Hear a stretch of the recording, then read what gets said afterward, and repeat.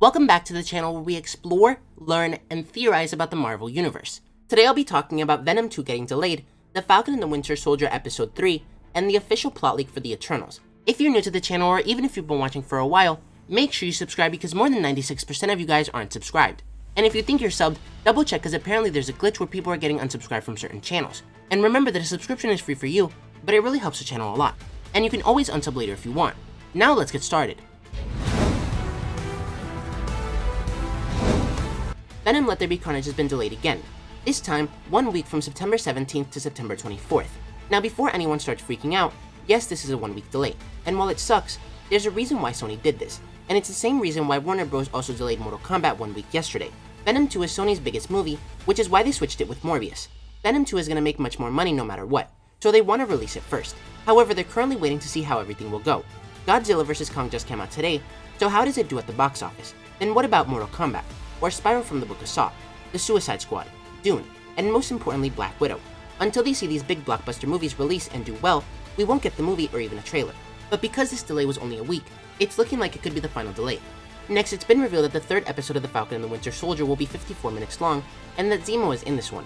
And according to Forbes, The Falcon and the Winter Soldier is currently the most popular show worldwide. And lastly, the full plot for the Eternals was posted on Reddit and confirmed by mods to be real. So if you don't want any spoilers for the movie, then click off the video now. Anyway, the mods write, this plot summary was sent to us a few days ago, and was followed by undeniable evidence of factual information by the leaker. Please remember that this plot is a very early test screening, and included unfinished special effects, temporary music tracks, and probably scenes that will fail to make the theatrical version. However, after several dives into this source's credentials, we have discerned that it's a legitimate plot leak for November's Eternals.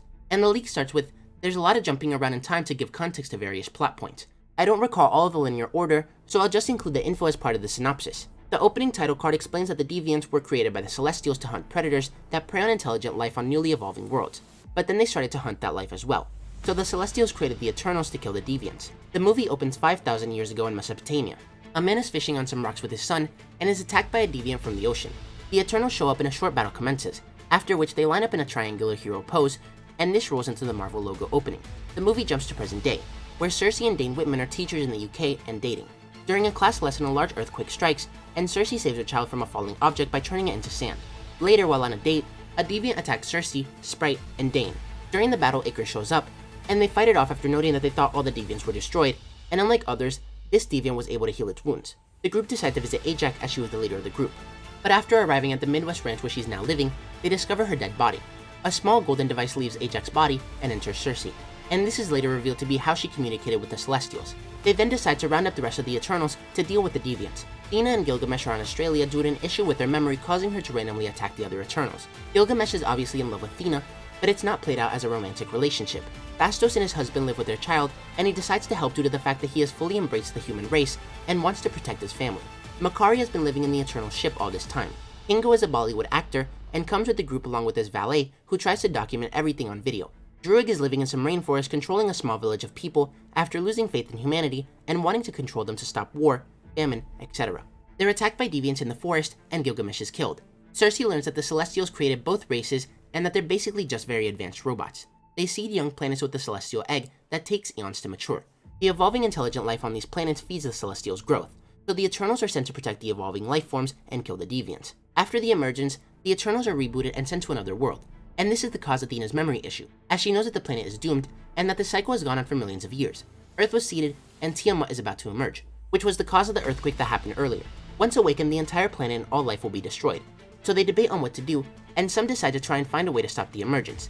But Icarus disagrees, and Sprite and Kingo are on his side, but Kingo eventually agrees to help. Phastos designs a device called the Unimind that will allow Druig to channel all the Eternals' energies in the hope of controlling Tiamat and putting him back to sleep. Cersei learned that Icarus knew about the Celestials' actual plan, and this is why he left the group hundreds of years ago. He killed Ajax because she had decided to help stop the emergence and save Earth. The group go to where Tiamat is and attempt to use the device. Icarus and Sprite attempt to stop them. Cersei then uses the device to amplify her power and turn Tiamat to marble, just as his hand and part of his head is emerging from the Indian Ocean. Icarus flies off into space towards the sun, but it's unclear if he just left or if he flew into the sun and killed himself. Then Cersei makes Sprite a real human with what remains of her power. Sometime later, Athena, Makari, and Druig leave in the ship to seek out other Eternals and try to stop the cycle of destruction. Cersei, Kingo, and Phastos stay on Earth, but then are pulled into space by Ereshkigal and vanish. The first end credit shows Dane looking at a note box and pulls out a sword that's wrapped up. Just as he's about to touch it, an off-screen voice stops him. And this will of course be how he becomes Black Knight, and may even tie into Doctor Strange and the Multiverse of Madness. The second scene takes place on the Eternal ship, where Pip the Troll appears and introduces Star Fox. But let me know what you guys think about all this. Did you expect another Venom 2 delay?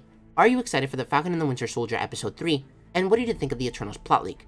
If you enjoyed the video, don't forget to like, comment, subscribe, and turn on post notifications so you'll never miss another video. Thanks for watching, and remember to wash your hands and stay safe.